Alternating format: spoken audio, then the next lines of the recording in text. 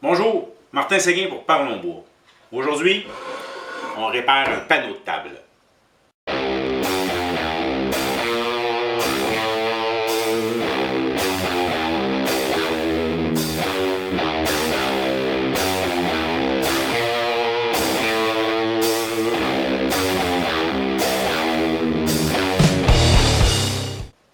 J'ai fabriqué ce panneau pour un client il y a environ 1 an et demi, 2 ans. Puis quand je l'ai fait, j'étais un peu dans la lune. J'ai collé un morceau ici, en dessous. Et aujourd'hui, ça cause des problèmes. Je suis obligé de réparer le panneau. Ça l'a craqué, tout simplement parce que le panneau en dessous ne pardonnait pas le mouvement de saison.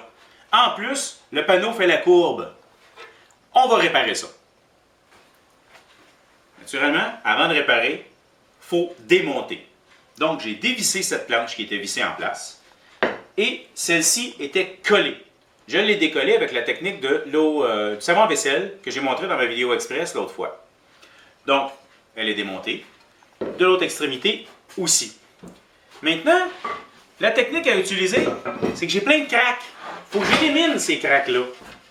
Mais je vais simplement utiliser mon banc de scie et scier dans mes craques pour refaire des belles planches dans le but de les recoller.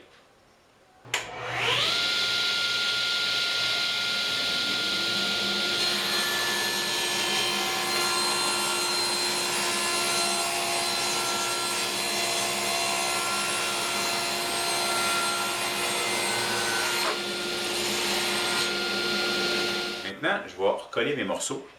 Par contre, je ne colle pas tout de suite les 4. Je vais y aller 2 par 2. Question de confiance, de prendre le temps d'être le plus juste possible. Là. Ça va me permettre de m'ajuster.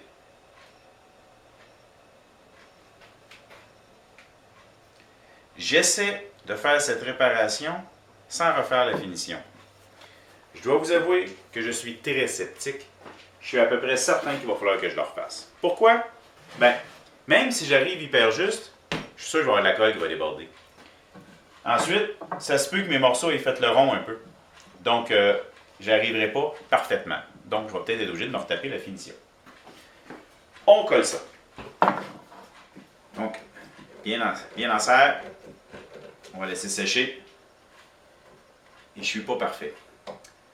Donc, je ne pourrai pas sauver ma finition. Je vais être obligé de la refaire. Dans le but d'égaler mon collage, et enlever une bonne partie de la finition, passe ça l'ensembleuse au tambour au 120.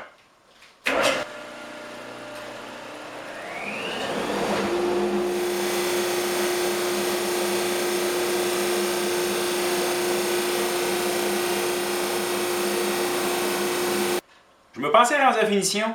Ben non, toi! Les morceaux que j'ai enlevés au début, il faut que je les remette dessus. Je suis en préparation pour tout sabler. Mais là, je réalise aussi que mon panneau est rapetissé. J'ai enlevé un pouce, c'est environ 2 cm et demi.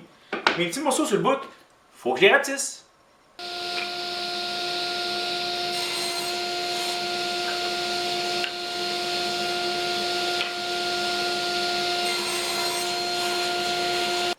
Maintenant, je suis prêt à coller ma planche sur mon panneau. Je vais utiliser une colle élastique. Mais en fait, vu que j'en ai pas, je vais plutôt utiliser un élastique que je vais mettre en dessous de ma planche qui va permettre à la planche de bouger. Non, faites pas ça! Voyons donc! Écoutez le début de ma vidéo si vous voulez comprendre pourquoi. Tout le problème que j'ai là, c'est parce que je l'ai collé, ma planche, l'autre fois. Voyons donc! OK. Les nerfs, là. On se calme. OK. En fait, ce que je veux, c'est visser ce bout de planche sur le panneau. Pour le visser et permettre le mouvement du bois, en fait, je dois faire des trous pour les vis avec de l'espace de chaque côté pour bouger.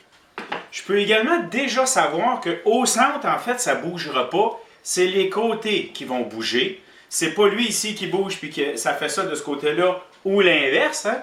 C'est vraiment le panneau. Normalement, le centre ne bougera pas et c'est chaque côté. Ce qui fait que je vais faire mes petites rainures de chaque bout de la planche en utilisant ma table à toupie et un fer droit. Je vais le faire en 2 passes. Je descends dessus et je branle un peu pour faire une petite rainure. Écoutez, le mouvement du bois pour un panneau comme celui-là, on parle d'un quart de pouce maximum, un demi-centimètre, 5 mm, gros maximum qui va bouger entre l'été et l'hiver. C'est assez pour faire fendre un panneau. Mais pour ce qui est de la petite rainure, de la vis qu'on va mettre, on va en faire une tout petite. Bon, ben j'ai oublié de partir la caméra pour la première passe. On fait ça en 2 passes minimum. C'est trop haut pour y aller d'un seul coup. En tout cas, c'est ce que je pense. Fait que j'en ai déjà fait des petites rainures. Je n'ai fait une aussi au centre, mais j'étais dans l'une. C'est plus ou moins nécessaire.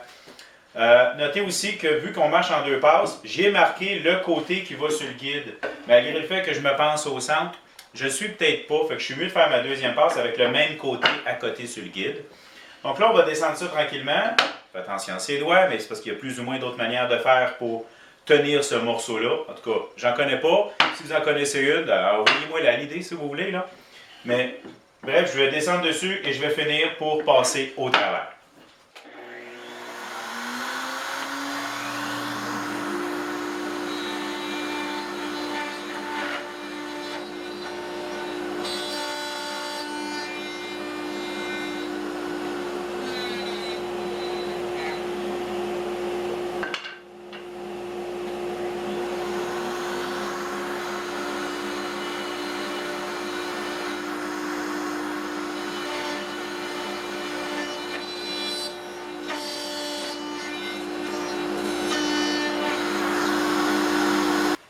J'ai changé mon fer, un petit peu plus gros. Pourquoi? Ben, parce qu'il faut que ma tête de vis rentre dans le trou. J'utilise probablement pas une vis à bois parce que je trouve que la portée de la tête de vis est trop petite pour la grosseur que j'ai. Je vais utiliser une vis avec une rondelle, un flat washer directement dessus, qui va faire un meilleur appui. Tout ce qu'il me suffit de faire maintenant, c'est de grossir sur un côté, c'est-à-dire le côté que je vais visser la surface.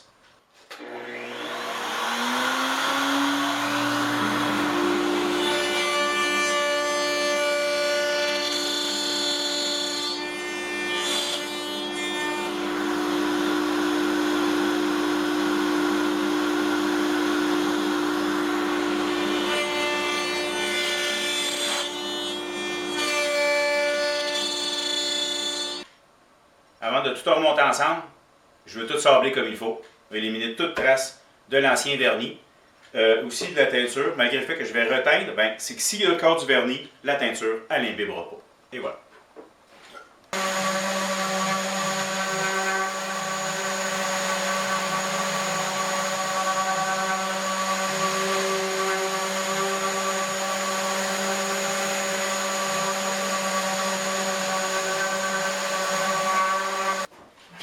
Pour la vis du centre, comme j'ai dit, j'ai percé un trou avec une mèche. Elle n'aura pas besoin de zigner de chaque côté. Et je vais chanfreiner le dessus pour être capable d'y mettre la vis et qu'elle ait un espace pour s'encaver à l'intérieur. Ces petites mèches pointues-là sont vendues pour ça. Très pratique. Ma planche est bien fixée en place pour éviter qu'elle bouge pendant que je visse. Et j'installe mes vis en plein milieu de mes petites rainures que j'ai faites pour justement permettre le mouvement. En passant, j'ai pris soin de vérifier que mes vis ne dépassent pas en dessous.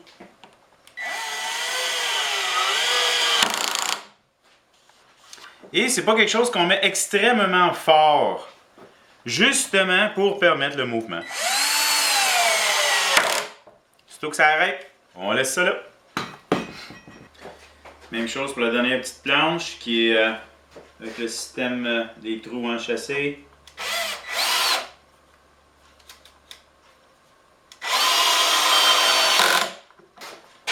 Bon, ben je suis prêt à faire, ou plutôt refaire ma finition. C'est une finition à l'eau, la teinture ainsi que le vernis. Truc pour éviter que les fibres relèvent, on mouille ou lave, peu importe comment vous l'appelez ça, votre meuble avant. Donc, je vais tout l'humecter, attendre qu'il sèche. Pas bien long, je pense une quinzaine de minutes, c'est suffisant. Et ensuite, passer un papier de grade 400 pour éliminer les petites fibres qui ont levé. Je suis maintenant prêt pour faire ma finition. Je vais faire ça avec mon HVLP, mon Irex.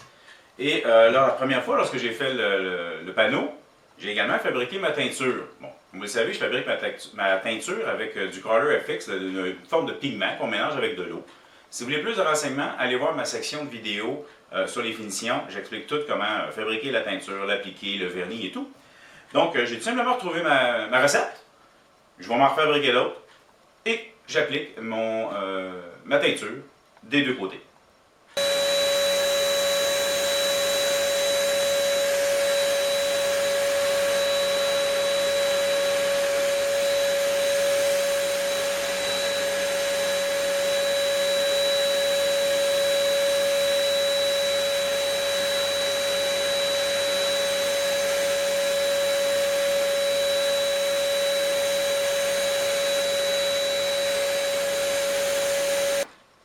Maintenant que ma teinture est sec, je suis prêt à appliquer mon vernis.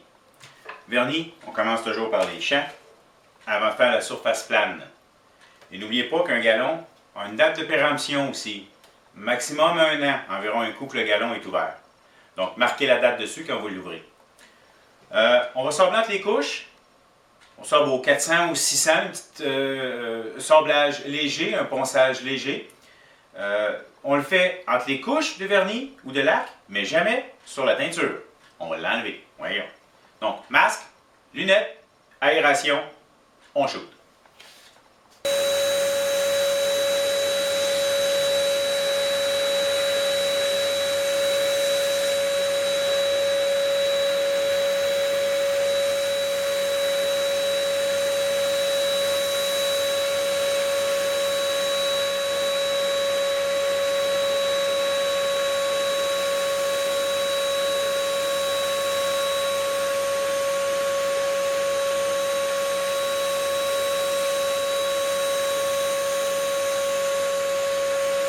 Et bien voilà, complètement terminé.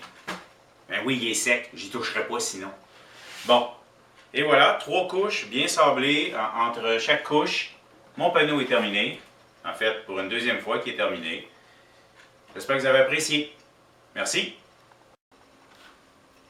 Je vous invite à me suivre sur ma chaîne YouTube. C'est le petit bouton s'abonner dans le bas de l'écran. Vous pouvez également me suivre sur la page Parlons Bois sur Facebook et ou également sur ma page Google+.